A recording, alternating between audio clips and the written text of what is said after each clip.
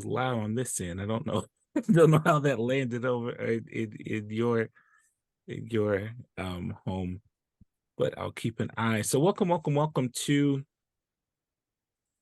the book club. Super excited that we are discussing this particular book and discussing it through a new lens. I've read the book several times, and like someone said in the chat, it has been a tremendous help to my ministry and shaped so many things. And as I was reading it this time, I could see some of the influence it's had on other theologians that I find really really helpful and really encouraging throughout my ministry. So super excited about this. I'm just going to share my screen just for a second. And I'm just calling these really quick church announcements. Can everyone see that? All right, so we are here. It's the Open and Affirming Book Club. Looking at today, Queering Thurman. Just a couple announcements. One, please utilize the chat, and there's a small enough group of us that we can, of course, discuss and dialogue as well. But if you let us know where you're zooming in from, while you're reading the book, anything like that, we can have that as a point of reference in our discussion.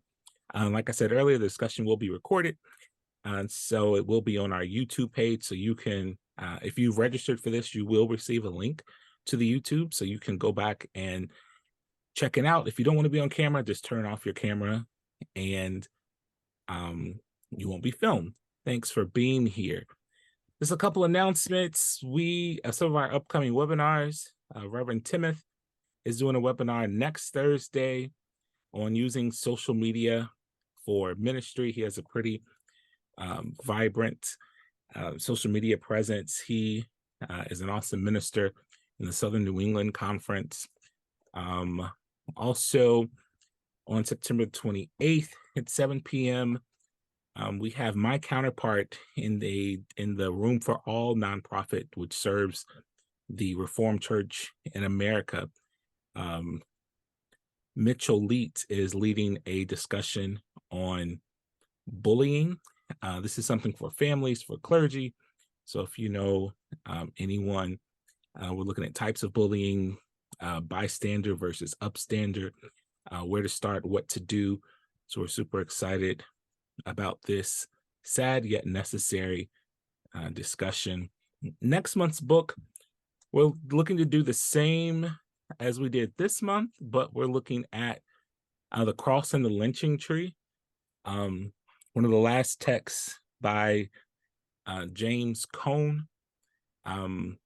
Looking at it and reading it through a queer lens, and that's going to be on October the 12th, 2023 at 7 p.m.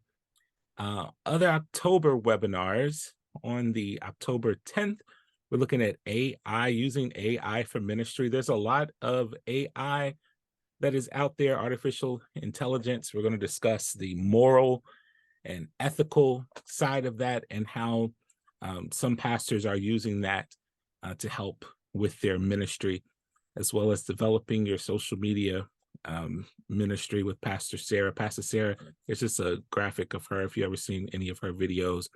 And then on October the 19th, we're looking at our churches on the fence. So these are churches that are not open and affirming, thinking about it. We're going to be available to them. Last but not least, thank you to everyone who is here. If you donated, we really appreciate that. For 51 years, Open and Affirming Coalition has worked to support LGBTQIA+SGL community. And as always, we are willingly accept donations. We are 100% self-funded. The denomination does not give us any direct financial support, so we raise our funds. And so if you visit openandaffirming.org/donate, you can give there. So the church announcements. Those are the announcements. Let us go ahead and dig in to the discussion. Yes, all this will be, you'll get information on all that stuff that we just sent out in a follow-up email tomorrow, just for registering. So we wanted to make sure that it was on the video here. Since there's so few of us right now, let's go ahead and jump in. Thank you all for utilizing the chat, but everyone's camera's still on. Let's go ahead, jump in.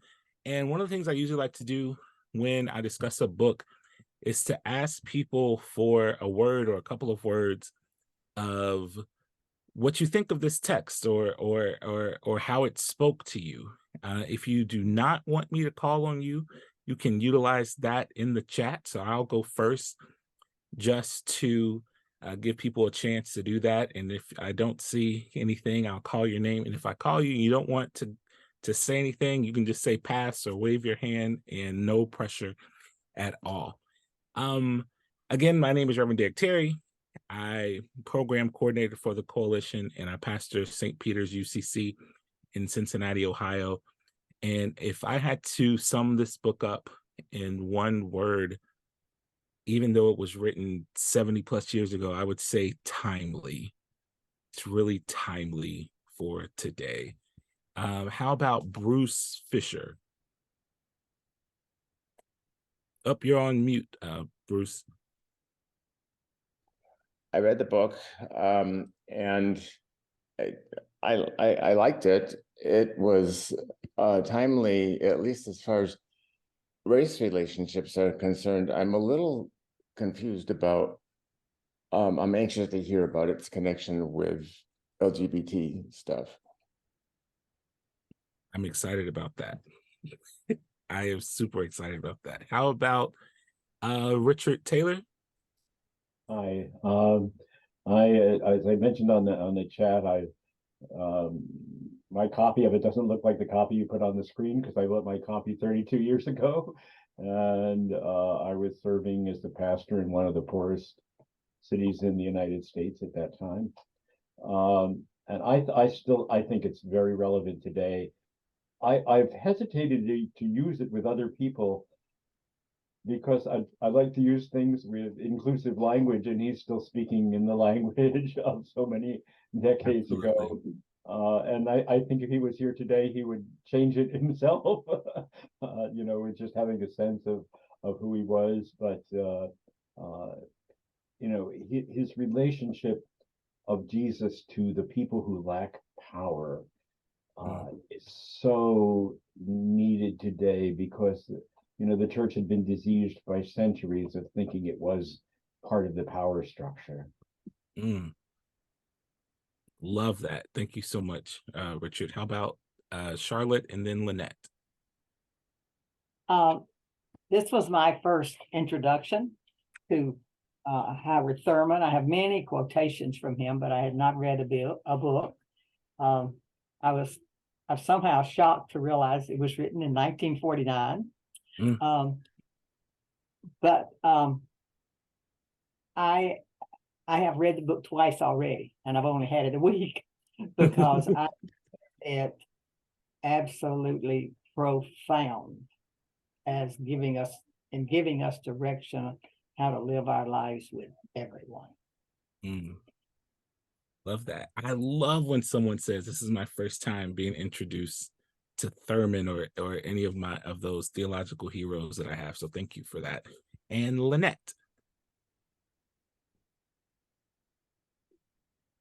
Here I am. Intense was the word that I would have to use. I think I read every paragraph twice.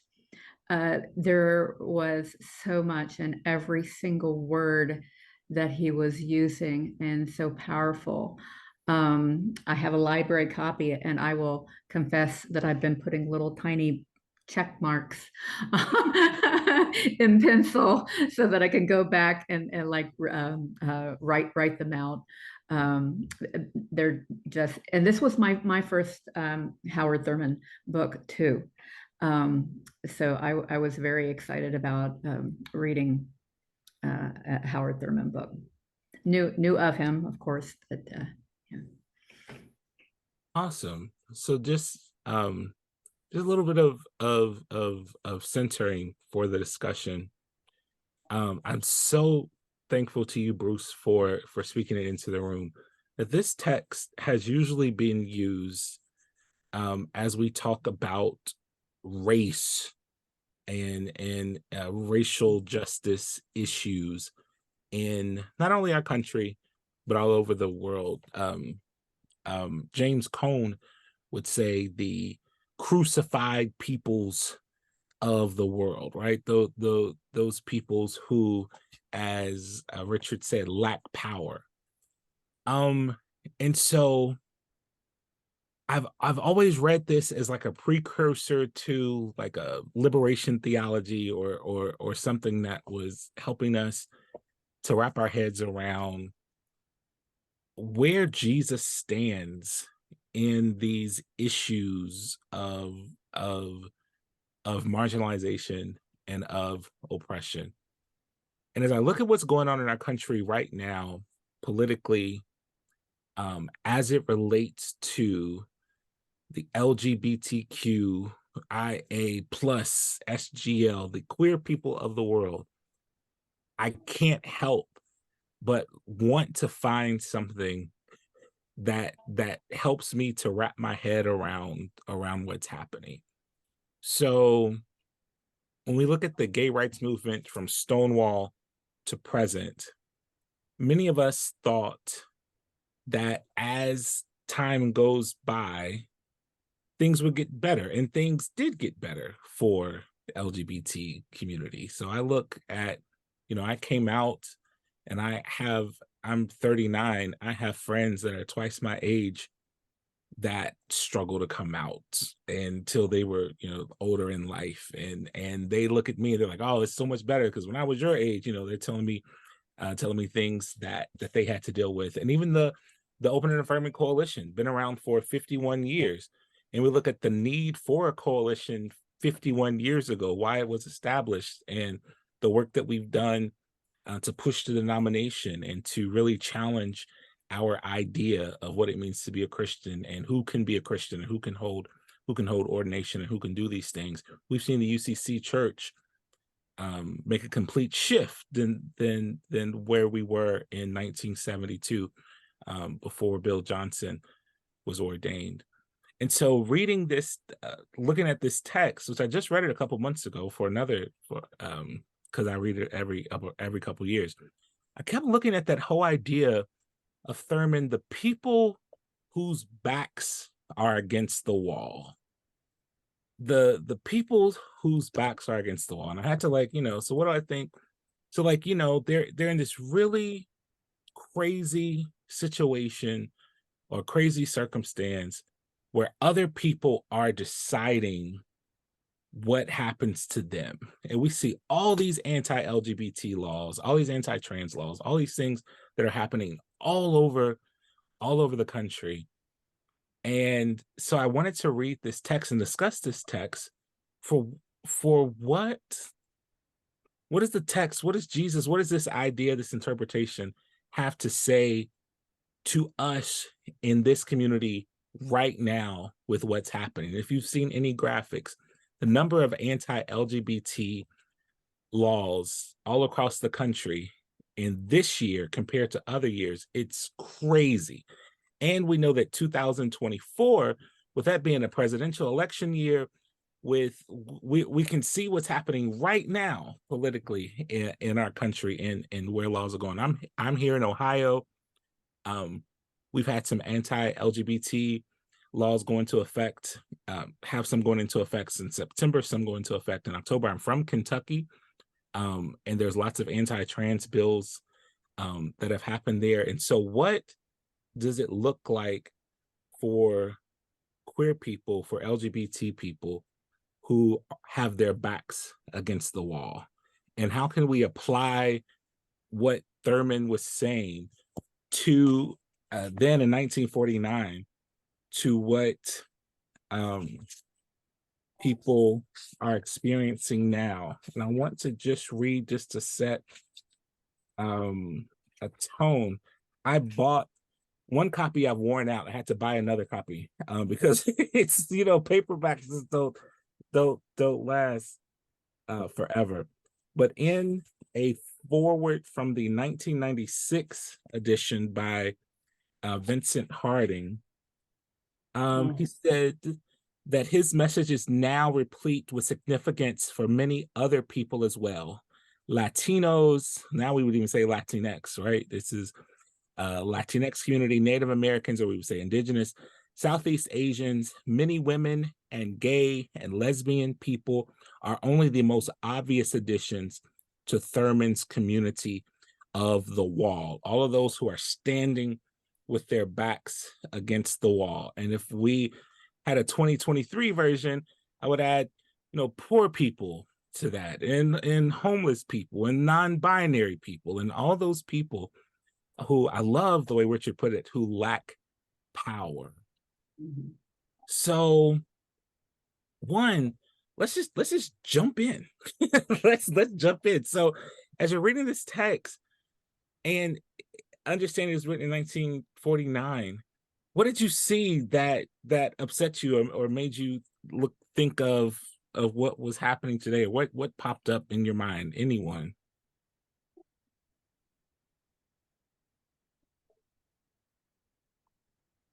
Well, I'll jump in. Yeah. I am somewhat familiar with the history of LGBT. What am I trying to say? Activity. And there's been an angry phase, and there's been I don't know what to call it, a sort of a trying to gently convince the community to come together in favor of LGBT stuff. Mm-hmm. I understand this book to be a sort of a summary of reactions that the disinherited people can do. This fear, deception, hate, and love. Hate is probably the most common or the most well-known, possibly fear. But I think the point of the book is that they all fall short, and they don't do what they are intended to do, except for love. And that's a basic thing in Christianity, is the power of love and loving each other. And I think that's what he's saying, is that love is the answer to the people with their back against the wall. Absolutely. Anyone else? Or what came up for you? I'll pick up on what Bruce was saying. The Eastern Pennsylvania, the Eastern is part of the third largest urban area in Pennsylvania after Philadelphia and Pittsburgh. So urban areas are supposed to be liberals, theoretically.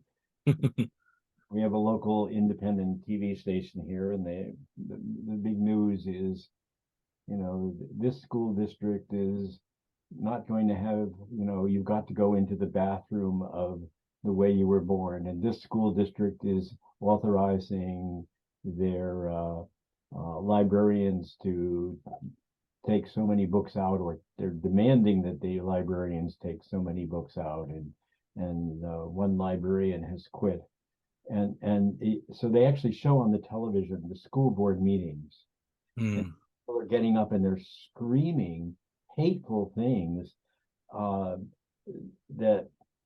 And I sit there, I think, have you ever met a trans person? Have you ever talked to anyone? How do you make all these assumptions? It's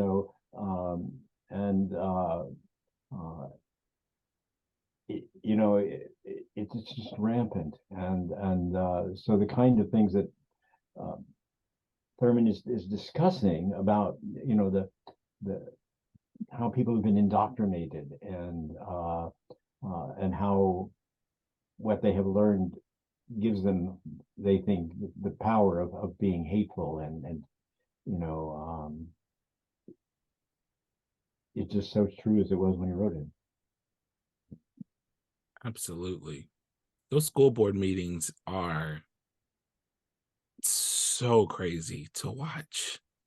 It is so intense and sad. And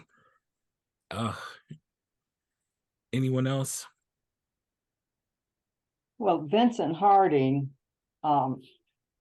has such marvelous insight into Howard Thurman, I believe.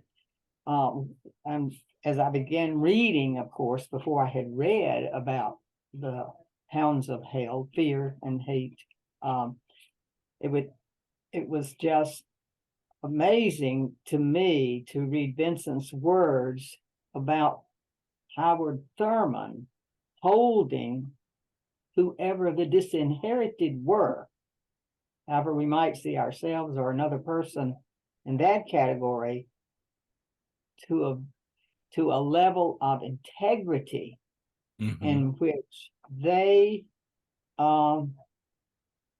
would continue to live their lives knowing God loved them no matter. And to me that was extremely insightful, because it means you can't deceive others. You must not hate others. You must try to figure out ways to care about those people. But what he ended up saying, that he says Thurman believed that Jesus recognized that no external force, however great and overwhelming, can at long last destroy people if it does not first win the victory of the Spirit against them. And that, I just, I've underlined it a bunch of times, and I said, that's why later when Thurman talks about Jesus' point of the kingdom of God is within you. Yes. Nothing outside you can overcome that if you once you accept and believe it. Marvelous insights Howard had. And if you've ever studied Martin Luther King's sermons or speeches, you see the influence of Thurman. Like when I'm reading this, it's almost, you can tell this, history says that Martin Luther King carried this book around with him in seminary and carried him around with him a lot in his work. And he would say things like, we must fight their physical force with our soul force. Is that, he would say things like, you can never, again, language of the time, the patriarchy of the time, you can never let a man's hate drag you so low as to hate him. It was this whole idea that weaponizing love, and instead of trying to do this physical thing, and Harding talked about it in that forward, is that when you lack power, you can't do what the people with power have. You have to find another way to survive and to thrive and to work with that. So you saw that in the civil rights movement, it was this whole idea of people just showing up and walking down the street innocently fighting for their rights. And then people all across the country saw the water hoses, saw the dogs, and said, oh, wait a minute, this ain't right. And so when we talk about what does this mean for the LGBT community, we're under attack. And so for those of us who identify as Christian, is how do we use the story of Christ? How do we use with our backs against the wall to turn that outward and to love and to resist doing what the other people are doing, because it won't work. It won't work. So we have to think smarter, think logically. Anyone else? My book doesn't have that introduction that you're referring to, so that's new information for me. Early in the book, Howard talks about we had treated Jesus as an object and needing to treat Jesus as a subject. And I'll tell you a story that I think really, I think expresses that. Some years ago, around Christmas time, there was serious discussions about the refugee problem on the border and so forth. And a cartoon appeared in our local paper, and our local paper probably got picked up the cartoons from bigger papers because it doesn't have anybody that could do that on its own. And it showed Mary on a donkey and with the baby and Jesus and Joseph next to her, and they were arriving at a border passing, and the people on the other side of the border say, "You're not allowed here." And a person wrote a letter to the editor of the paper saying that this was an incredible insult on the Holy Family, because their beautiful sense of carrying God, that no boundary would ever, that they would never have any problems crossing any boundary, and that they would be accepted, and that this is having to go some strange place would just not be anything that was possible for them. And it was as if the person knew nothing about fleeing from Pontius Pilate down to Egypt, you know, and you know, that Jesus is so wonderful that nothing ever happened to him evil. Well, what's the cross all about, you know? Mm-hmm. And so they worship Jesus rather than walking the path with Jesus. That's beautiful. Well said. That first chapter on Jesus, I still get goosebumps every time I read it, because Thurman makes a very beautiful yet simple case for the fact that Jesus was, one, a Jew, a minority. Two, Jesus was poor. He was poor, and he outlines how we could tell in the scripture that Jesus was poor. And three, the tense social and political climate that Jesus was reared in and watching his fellow Jews survive in. And that portion where he talks about going to a quadrennial meeting, and there was a young woman, a student from Korea, and they asked her to get up and talk about the education system in America.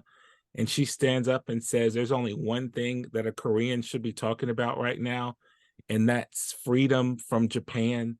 And she goes into this whole 20-minute thing about being free from Japan. And she said, if you ask a young American, what do they want? They might say a penny for candy or a toy or for their bank. But if you ask a young Korean what they want, they're going to say freedom from Japan. And he says, and this is the type of situation that Jesus was born in, that the tense intensity of being a Jewish Palestinian minority under Roman control and under other Jews who had a little bit more power than you know, someone in Jesus' social level would have been. But those who had a little bit more power, a little bit more esteem, had to decide, so do we align ourselves with the government, Rome, or do we align ourselves and put ourselves in a position where we will be subjected to the same oppression as the others? And so they may have contempt, but they align themselves with the Roman power structure. And it's extremely important to consider those things, because then when Thurman talks about that how so many people then use Jesus's story in the Bible and their Christianity to hold on to power and to subjugate other people to oppression and marginalization. Thurman's like, that's not where Jesus was in that story. And so that paragraph on Jesus, it's so powerful, because Thurman, who was this awesome and intelligent mystic, who sometimes when I read his work, I have to read it 3 or 4 times to get half of it. He just makes it so plain. Jesus was minority. Jesus was poor. Jesus was under this tyranny, and this is how we see it in the text, and this is what it would have meant. Oh, anyone else on that? You summed it up well, very well. Thank you.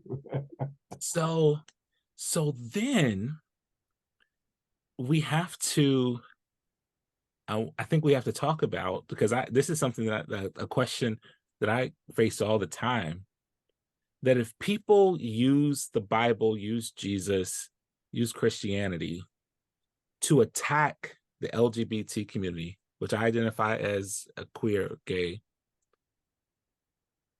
some people ask me all the time, well, how can you be Christian? How can you be Christian? And there are times when I tell people I pastor a church in the United Church of Christ, pastor a church, I'm a Christian minister. Sometimes I feel like I have to say, but I'm not that type of Christian. Like, like this is like, my church is this, and my church is this, and my church is that. And there's a portion in the book where Howard or Thurman goes to a conference, and the host of the conference says, hey, let's go have coffee. And they go have coffee, and he asks him, I'm not trying to be rude, but aren't you a traitor to Black people? Because here you are, talking about being American, talking about these things and yada, yada, yada. And yet this is what's going on in your country. I've had people ask me that. You're Black, you're gay. How can you be in the church when the church has done so many things to gay people? How can you be in the church when the church has done so many things to Black people? What did you all think about that? Or what do you think about what that says to our queer Christians, or what we do as far as providing space and love and affirmation of queer people in the church?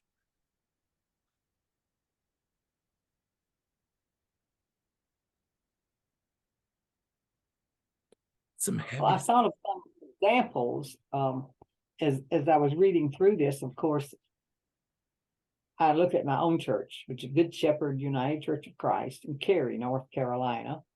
And I thought of my own personal journey over the years as a spiritual person, and have come to see more clearly the disinherited and the people, and see myself as one of those also, because I just wasn't always, I felt powerful enough. But nevertheless, in our own church, for instance, we participate in the Pride Fest of our local town. And so that means that we get to see a lot of people coming through who may not agree with that, but it gives us a chance to give them some literature, to talk to them. And we found that extremely beneficial. Another thing we do is in the Cary Christmas parade, we have one of our members has a boat, and people ride on the boat. We have our big pride sign in the front, and it has part about be the church, all of the things that you will be if you're the church. And I guess to me, that is just one of the ways we can enlighten others. And then, as I said, for ourselves too, know that we're trying our best at that moment to make a difference. All those things are very important. All those things are very important.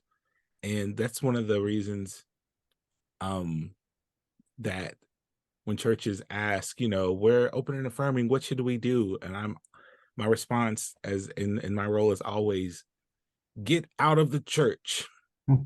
Yes, create a church that people can come to and that people feel safe and feel affirmed. But a lot of time churches are trying to figure out, how do we get more gay people to come to our church? And it's like, you go to where people are, because it's so hard when you've had your back up against the wall in churches and communities to feel that a church is safe enough to come to. But when a church puts themselves in positions to stand next to people as their back is against the wall, that goes a really long way to say, oh, okay, maybe this is, maybe this is worth it. We'll have churches that will say, oh, do we have to put a flag out? And it's like, you don't have to, but it's really helpful if you do, because someone like me, seeing that flag means that you're making a gesture, a statement, that this is a safe place to be. And people say, oh, it might get vandalized. Absolutely. Our flag in my church has been vandalized. We've had them stolen. That's part of it. But Jesus was crucified, like literally tortured, paraded through town. And so someone messes with our flag. It's standing on the side of the oppressed. It's saying, if this is truly a place for you to come and to receive love and affirmation, it's saying that we're going to set our privilege aside to stand with you because we love you, we value you, we affirm you. There was a quote in the book that I put in my phone because it was so profound that I'm like, I have got to memorize this. And Thurman says, there are few things more devastating than to have it burned into you that you do not count. There are few things more devastating than to have it burned into you that you do not count. So when you're facing people who for years or generations or decades have it burned into them that because they're queer, they don't count to God. Because they're queer, they don't count to their town, to their church, to their family. If that's been burned in, it's going to take more than a, hey, you're welcome here, to help them hear that, to help them receive that, to help them to feel that. And so it's going to take bold gestures of reversing some of that. There are few things more devastating than to have it burned into you that you do not count. Whew. What else? I think there's an aspect of that too, though. I think there's an awful lot of LGBTQ people who believe it was the church who burnt that into them. Yep.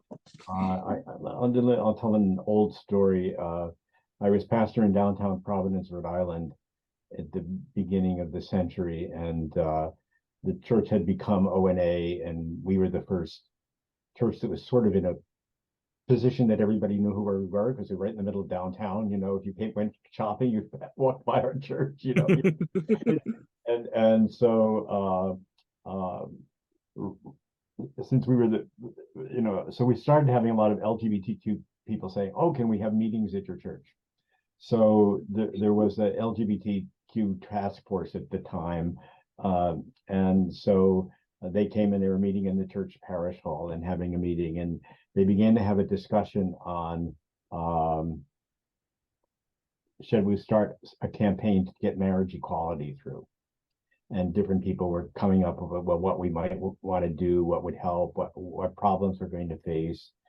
And so I was sitting in the meeting in the back of the room, and I raised my hand and I said, well, I think I can get some ministers to sign a petition saying they're in favor of marriage equality.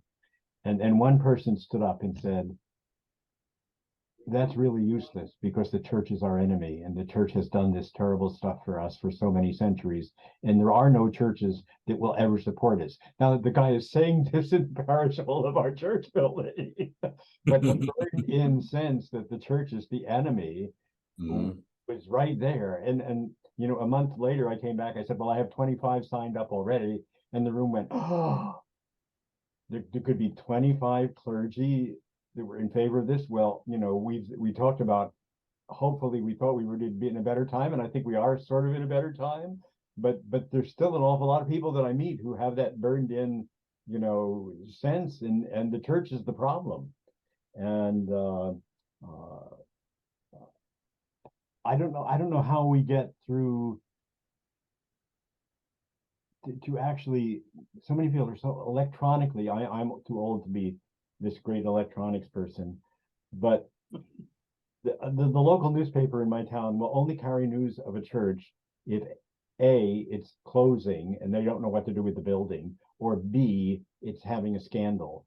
They never cover anything that has to do with church other than those two things. I think they did cover when the Catholic bishop died. But, so the media has pushed religion out, and so everything is either fundamentalist or Catholic, and there's no other such thing as a church like that. I don't know. Yeah. No, it's very sad. Anybody else?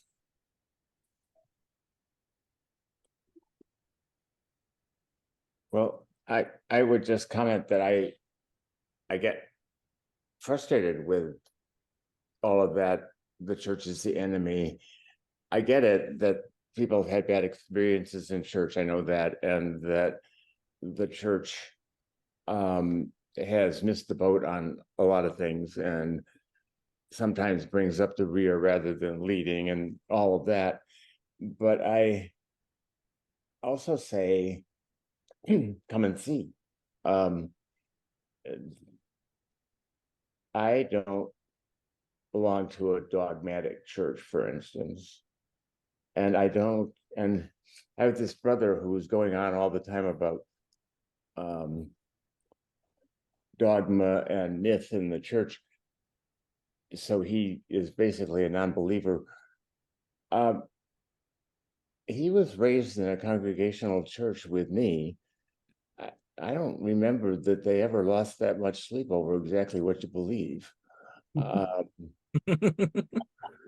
They do. I'm sorry. I said, and now they do. They lose a lot of sleep over their beliefs in a lot of churches. You know, No, it seems. But I'm sorry, I didn't mean to interrupt, Bruce. oh, that's okay. I'm just about done anyway. But I think, okay, where's the dogma? I don't see a lot around me. And where's the anti-gay hate? Well, I don't see it in my church. The pastor is gay, and it's kind of a non-issue in the church. So I want to say come and see, but of course, a lot of people won't. I think it's worth noting that I've been UCC now for 12 years. And the denomination that I came out of was very anti-LGBT. I was ordained, but I knew I could not be openly gay and pastor in that denomination.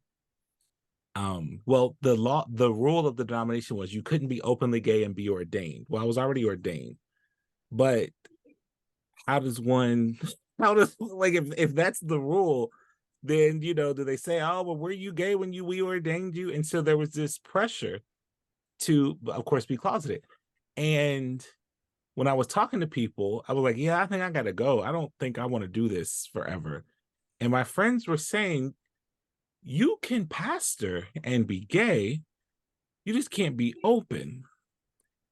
And who wants to do that forever?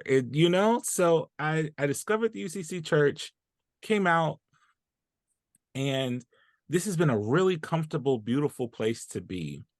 And sometimes I forget that in doing this work, and ever since marriage equality, so many things have happened, I forget that there are people who don't feel safe in church, don't feel safe in their work. Or it still baffles me that there are people who say, oh, women can't be ministers, oh, gay people can't be ministers. And I'm like, I guess because I'm 12 years removed from, and then the denomination I came from had female bishops. I was Methodist. So it's like that just wasn't a thing. And so even in this role, part of the work is standing with people whose backs are against the walls when they don't have the same comfort or freedom or privilege that I have in being in this. Like, I have to remind myself sometimes, for whatever reason, some people feel like they can't come out. Some people feel like they can't, they can't do that. And I have to remember, I was that person. I was that person 13, 14, 15 years ago. But it's really hard sometimes once we get in our silos and we forget that there are experiences outside of our own. And it's like, oh yeah, this, like I have friends who live in San Francisco, or friends who live in, Chicago or New York. And I have to remind them sometimes, I'm in the Midwest, dude. This is this is a little bit different than what you think. And so Thurman is constantly challenging us to consider the other side of it, and to push ourselves. So when Jesus is being crucified, there were two people being crucified along with Jesus. And so where are we in the story? Are we standing there? Are we standing with Jesus? Are we standing at the foot of the cross? Or are we saying, whew, over here, I don't have to worry about that. That's somebody else's problem. Don't know if you heard, my dog is trying to join the discussion. What else? Anything else? Were there any quotes or anything that you read or anything you wanted to just lift up, or any life-changing prose? My book is so marked up. Well, I always like to think about one of the first things I learned when I joined the United Church of Christ, which is in 1996, that there's a comma, because God is still speaking. And maybe sometimes we do have to remind some of those in the church who think all the words of God have been said. So that is something we certainly have. We have a big comma with all the rainbow lines on it at the entrance to our church, and it has been sprayed over with black and whatever, and we've repainted it, and you just do what you do. But one most interesting thing to me that occurred was we joined the church like 10 or 11 years ago and got our name tags. And on the name tag is a little black comma, for God is still speaking. And we wear them every day. It's really helpful when we go to church, new people are there. We were standing in line after church for fellowship, and this little girl in front of me was wearing her name tag. She looked at mine, and then she said, why isn't your comma colored have the same colors as mine? Because mine was black. Because originally that's how we did it. It was just a black comma. And I didn't, she wasn't very old, and so there wasn't, I just simply said, we've made a lot of good changes since I joined the church 10 years ago. And one of those is now we put colors on our comma, and that satisfied her, but I thought, out of the mouths of children, whoa. That was very important. That was a very important marketing campaign that the UCC had, the God is Still Speaking. That's how I first discovered UCC. That God is Still Speaking was huge. He did a wonderful work. I want to share it in the chat just for people if you've never seen it, if you're not familiar with it. But it was huge. That why place a period where God has placed a comma, that whole idea of not limiting the Bible to just a book we can go pick up at the bookstore or an app we can download, that, or not to limit God's words to just that God speaks to us always. So and that's what we like to see, that progress. Anyone else have anything that you wanted to share, any quotes or anything from the book to lift up? I'm sorry, go ahead. Oh, it's a little quiet here, so now I can speak. I probably have read the fear chapter several times because I keep reading each paragraph over and over. And the one thing that Thurman said, the threat becomes the effective instrument. The threat of being hurt, the threat of not fitting in becomes the effective instrument in so many situations. And that's what's happening now. If we can scare queer people enough, they won't even try, right? If you can scare people enough, that's what makes it hard for people to try to go to church. If it's burned into them, once something burned into you, how much does it take to get out of that? Richard or Bruce, does one of you all have something? I was just saying that earlier I was kind of speaking in defense of the church. It's true that there are incredible diversity of Christians out there, and it can be used to support almost anything. There are pictures of pastors doing the Nazi salute to Hitler. And there are, well, Paul set off and did this ministry talking to all these different people all over the place. And right from the beginning, there's many interpretations of it as there were people, probably. So I do think changing that to get all of the Christian churches to be, well, like I would be comfortable in, is a very tall order. But finding one that you're comfortable in and using it to make a voice, like there's all this negative stuff about the negative Christians, but we're out there doing housing stuff and low-income stuff and trying to make a difference in the world.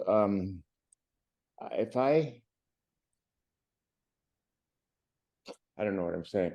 I think that it probably involves some looking around to find a comfortable place. I'm an alcoholic and I go to AA, and I've been sober for a very long time, but as many AA groups as you could count. And so I tell people you really need to go out and go to several until you find one that you're comfortable in. And losing a lot of sleep over this one makes me uncomfortable. I'm not sure that is well spent energy. That's a really good point. And so part of the work is also making sure that people can find us. Being more visible, I think, would be. I feel like those fundamentalist angry churches do a really good job of getting their brand out. But I also feel like Richard is right in that because it's negative, that's what's usually picked up by media. That's usually what's picked up by people is those negative, that sound bites. And even some of us, when I say some of us, I mean people in my circles, I'll see people sharing, oh, this pastor said this really mean thing on social media. And it's like, wow, but do we ever share the look at this thing this church is doing? Look at this really beautiful, really good, really positive thing that this ONA church is doing. So it's I was surprised to see a news reporter at our Trans Day of Remembrance. That I said, wow. And I don't know if that was because of they were looking for something positive or thought that there was going to be a ruckus. oh wow, I didn't even think about that. You did. I didn't even think about that. It's sad. I didn't then. I do now. I'm like, oh goodness. Anyone else? It turned out to be positive. And then if you can say, gee, you actually live in a town where a reporter is interested in what churches are doing, that's you know, that's positive. There's a section in the chapter on deception where Thurman ends a paragraph by saying, how to do this is perhaps the greatest challenge that the religion of Jesus faces in the modern life. So let me read the section just before he says that this is our greatest challenge. A profound piece of surgery has to take place in the very psyche of the disinherited before the great claim of the religion of Jesus can be presented. The great stretches of barren places in the soul must be revitalized, brought to life before they can be challenged. Tremendous skill and power must be exercised to show the disinherited the awful results of the role of negative deception into which their lives have been cast. How to do this is perhaps the greatest challenge that the religion of Jesus faces in modern life. If a person believes, you know, that they're not accepted, they're not going to come into our church. And, you know, so there, I see a lot of people who wear crosses. And I wonder if as many people who I see wearing crosses go to church, or they just think it's wonderful jewelry. I don't know. But I think it's the latter. Where do we find to be with people that we can dialogue and we can talk and let them know, you know, without standing on a soapbox and saying, well, God says this, you know, how do we initiate conversations and you know, how do we know even where the greatest pain is and where the greatest barrage of layers of don't come near me because I can't do this and I don't want to talk to anybody. How can you find the way and open doors of conversation without, you know, I don't have an easy answer for that. No, I think it's really true that the press, I basically like the mainstream press, but it is true that it focuses on the negative. I read a nice progressive blog, and he's complaining also that the media is running Biden's age into the ground rather than, and it doesn't mention Trump's age. There's a lot of media focuses on, well, is looking for problems to focus on. And God knows there's enough of those around. But I think you're right that we don't do a very good job of marketing our brand, as you say, as much as some of the right wing does. So I think that's really true. I'm not sure what to do about it, but I think we need to make a little more noise. I have a friend who's even older than me, and I'm going to be 80 in a couple of weeks here. So and she went to seminary, although she became a college professor after going to seminary. And she wrote me an email this week and said, well, the world has not gotten as better as I hoped it would when we were young. And he said, I'm saddened by that. And so I replied to her, said, I want to talk to you that. And I quoted something that Yvette Flunder has said, that, you know, God is on the margins. And I said, think of ancient Egypt. The Pharaoh will live forever. The Pharaoh has the Sphinx and the pyramids that even today are considered the, you know, the wonders of the world. And he has, and the armies and the brickyards with all of the slaves all doing the Pharaoh's bidding to keep going this wonderful center of power and might. And over in the bulrushes, there are two women with a basket and a baby in it. And who holds the future? Yes. Yeah. That is the perfect ending for our discussion. Richard, do you know Alan Fluent? No, I don't. I'm sorry. But he was in Pennsylvania. He was a minister, a conference minister. I forgot what part in Pennsylvania. So when you said you were there, I moved here to be close to family. My first church was actually in Pennsylvania a long time ago, but okay. I had one in Michigan and 3 in New England. Oh, okay. Well, that's cool. I always ask because he's, you know, he was of an era. He's retired now. He's a member of our church. He was a minister, conference minister, and doing all that for a long, Eden graduate, doing that for a long time. So I thought I'd ask. Thank you all so much. Since you registered, you will get a link to this discussion and all the announcements of everything that we have going on. Thank you so much for this amazing dialogue, and I hope that everyone has an awesome evening. I'll do my best. Thank you very much. Thank you. Derek, it's okay to share it with other folks, right? Absolutely. All right. Thank you for picking such a wonderful book. Thank you. Yes. Take care and God bless. Yeah, Right. Thank you so much, Derek. Thank you. Bye. Bye-bye. Bye.